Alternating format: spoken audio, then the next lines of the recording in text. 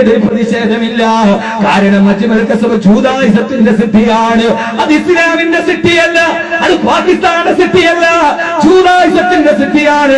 Ajmal Khasab ആ ബോംബെ ആക്രമണത്തിന്റെ പേരിൽ ആര് പറഞ്ഞാലും വേണ്ടെന്റെ പ്രിയപ്പെട്ട സഹോദരങ്ങള്, ഇസ്ലാമിന്റെ അവസാനത്തെ വിജയം ഇസ്ലാമിനാ. അത് ഇന്ത്യ രാജ്യത്ത് ആര് ഇസ്ലാമിനെ പ്രതിക്കൂട്ടിൽ നിർത്തിയാലും ഏത് മേജർ രവി സംവിധാനം ചെയ്ത സിനിമ വന്നാലും നമുക്ക് പ്രശ്നമില്ല.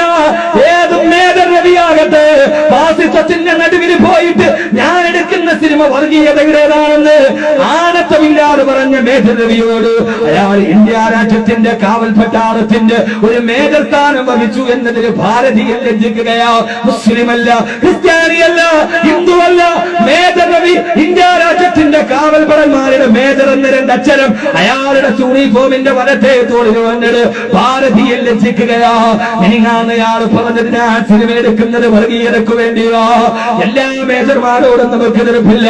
ബോംബെ നഗരത്തിൽ അജ്മൽ അമീർ കസബ് തീരുപ്പിയപ്പോ വെള്ള പെയിന്റ് നിറഞ്ഞ താജ് ഹോട്ടലിന്റെ ആ ഭിത്തിയിലേക്ക് ചുമന്ന രക്തം പടുത്തുയർത്തിയ ഇന്ത്യ രാജ്യത്തിന് വേണ്ടി അജ്മൽ കസബിന്റെ മുമ്പിൽ നെഞ്ചു തിരിച്ചു നിന്ന മേജർ സന്ദീപ് ഉണ്ണികൃഷ്ണനോട് ഇസ്ലാമിക സമൂഹത്തിന് ബഹുമാനമാ. കാരണം സന്ദീപ് സംരക്ഷിച്ചത് മുസ്ലിമിന്റെ ഇന്ത്യ രാജ്യത്തിന്റെ അഭിമാനമാ. മേജർ സന്ദീപ് ഉണ്ണികൃഷ്ണനോട് ഇസ്ലാമിന്റെ മനസ്സ് പറയുന്നു, അങ്ങ് ധീരനാണ്, ധീരനാണ്, ധീരനാണ്, ധീരരക്തസാക്ഷിത്വം വഹിച്ചവനാണ്. ആ മേഖലയിൽപ്പെട്ട ഒരാൾക്കാണോ പറയാൻ കഴിയുക? എല്ലാ സഹോദരങ്ങള്, മുസ്ലിം വിദ്വേഷം പ്രവർത്തിക്കുന്നവനല്ല, അവൻ സ്നേഹത്തിന്റെ മന്ത്രം പറഞ്ഞവരാണ്.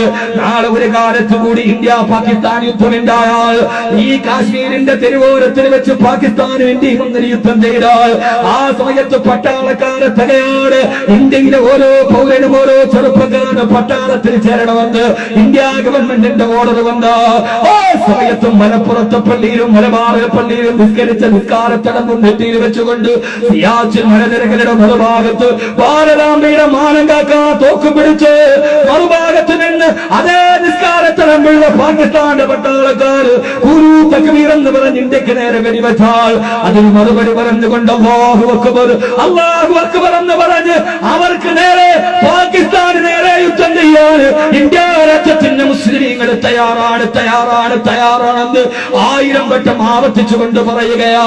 മുസ്ലിമിനെങ്ങനെ പറയാൻ പറ്റില്ല? ഒരു മുസ്ലിം ആരുമായി കൊള്ളട്ടെ, മുസ്ലിം എന്ന് പേര് പറയാൻ കഴിയില്ലെങ്കിൽ നാമമാത്ര മുസ്ലിമീങ്ങൾ. കമൽ സിനിമാ സംവിധായകനാ, ഷാഫി സിനിമാ സംവിധായകനാ, ആസിഖ് മുഹിമാക്കൽ ഇങ്ങനെ കെട്ടിയെങ്കിലും മുസ്ലിം സംവിധായകനാ.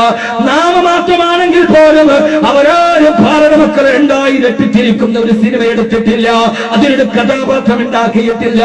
നാമമാത്ര മുസ്ലിം പോലും കഴിയില്ലെന്നിരിക്കൂ. എന്റെ പ്രിയപ്പെട്ട സഹോദരങ്ങള്, ഈ കേരളത്തിന്റെ സിനിമാ തിയേറ്ററിൽ ഹിന്ദു മുസ്ലിം വർഗീയ കലാപം ഉണ്ടാക്കാൻ ശ്രമിച്ചാലും ആ സമയത്ത് സ്നേഹത്തിന്റെ മന്ത്രത്തോടെ ഞങ്ങൾ പറയും, ഇവിടുത്തെ ഹൈന്ദവൻ ഞങ്ങളുടെ സഹോദരനാ, ഇവിടുത്തെ ക്രൈസ്തവൻ ഞങ്ങളുടെ സഹോദരനാ. എങ്ങനെയാണ് വെടിയുതിർക്കാൻ കഴിയുക?